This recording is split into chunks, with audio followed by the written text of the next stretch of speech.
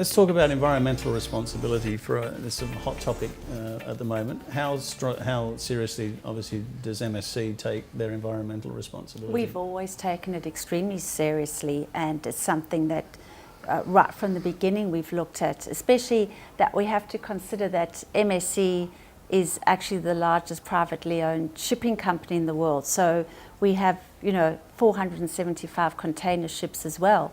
So the oceans are our world, and we know that we have to protect those worlds or the world.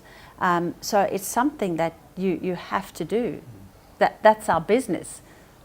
And with expedition particularly, you're going to remote areas, you've got to worry. Well, that's it. We have the fortune of going to some of the most remote, beautiful places in the world. And for all intensive purposes, Antarctica is the same as when Mawson visited or Shackleton visited over 100 years ago. And to look after that pristine environment is number one priority of Silver Sea Expedition. But not just the physical environment, it's also the wildlife. And taking care of and being sort of environmentally responsible when it comes to keeping your distance from the wildlife. And we're entering their environment, so we have to respect that as well. So those are two of the biggest priorities of our fleets. It's good to see. And I think, Peter, you were saying to me earlier that it's something that you're obviously very passionate about at Clear as well. Definitely. Unfortunately, through the media, sometimes we get this negative press. But a lot of people, first of all, Clear is actually one of the advisories to the International Maritime Organisation, so United agencies that are really responsible for the protocols around marine and protection and so forth. And they're the innovators. The cruise lines are the innovators in this technology. Whether it's emissions, whether it's taking care of communities as well that you visit. They are very strong advocates of that. Is first of all, safety is number one for both passengers and crew, and secondly, it's the environment.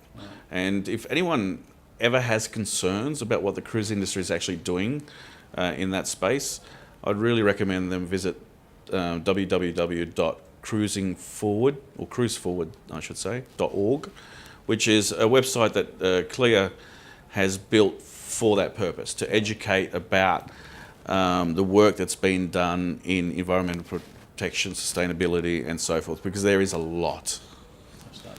I'm interested to know whether environmental concerns, safety issues, what's the kind of pecking order you get, if you want to use that word, when people book a cruise? Is it price number one, or in your opinion, what's the kind of top five that they look for?